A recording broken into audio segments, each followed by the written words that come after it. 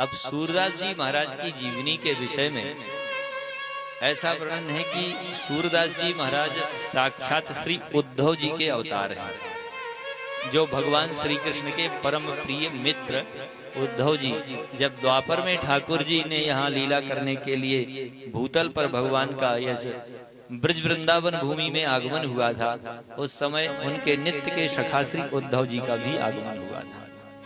उन्हीं श्री उद्धव जी महाराज के ही स्वरूप श्री सूरदास जी महाराज हैं। यह गोलोक की लीला है। एक बार गोलोक धाम में साक्षात भगवान श्री युगल सरकार प्रिया प्रियतम कुंज में विराजमान है। उस कुंज की लीला में ठाकुर जी की सेवा सखियां करती हैं। अष्ट सखियां श्री ललिता आदि युगल की सेवा में रहती हैं। एक दिन की बात है कि श्री उद्धव जी महाराज उस कुंज में प्रवेश करने लगे। वहां श्री ललिता जी ने श्री उद्धव जी को रोका, परंतु उद्धव जी वहां प्रवेश कर गए। भगवान के सखा हैं, हठपूर्वक प्रवेश कर गए और उद्धव जी महाराज वहां कुछ काल तक रुके, कुछ क्षण। उस क्षण में उन्होंने एक पात्र को उठाया और जल पीने के लिए जल भरने लगे। दूर से ललिता जी ने कहा कि उद्धव जी, वह पात्र जूठा है, आप उसमें जल मत पीजिए। इस बात को सुनकर के उद्धव जी क्रोधित हो गए। उन्होंने कहा कि आपने यहाँ जो पात्र रखा है, जूठा हुआ पात्र यहाँ क्यों रखा? जूठा हुआ पात्र रख दिया आपने, यह मृक्षों जैसा कार्य किया है, यवनों जैसा कार्य किया है, इसलिए आप भूतल पर यवन हो जाओ। उद्धव जी ने यह श्राप दे दिया।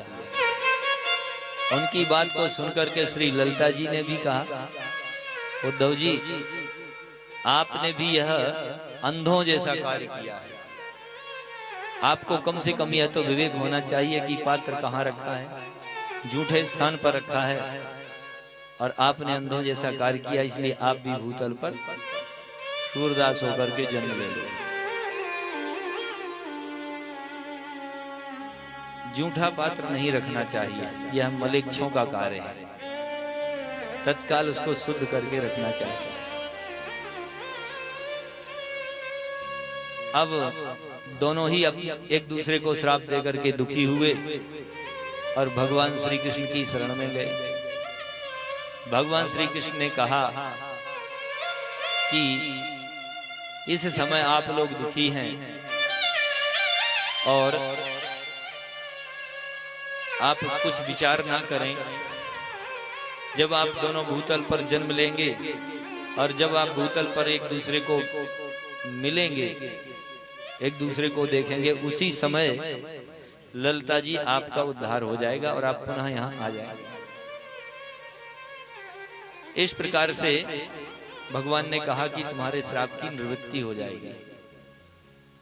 भगवान के आशीर्वाद से और उनके अनुग्रह से वही श्री उद्धव जी सूरदास जी के रूप में यहाँ भूतल पर अवतार लेते हैं। इस प्रकार से श्री सूरदास जी महाराज श्रीनाथ जी की सेवा में रहने लगे और श्रीनाथ जी को नित्य नवीन पद सुनाने लगे।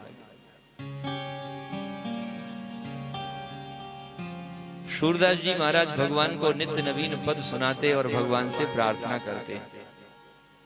उन्होंने जो भक्ति के 5 रस हैं, जिनकी चर्चा हमने कल संक्षिप्त रूप में श्रवण की थी, शांत, सख्य, वात्सल्य, श्रृंगार और प्रेम। साहित्य में 9 रसों की बात है, भक्ति में 5 रसों की बात है।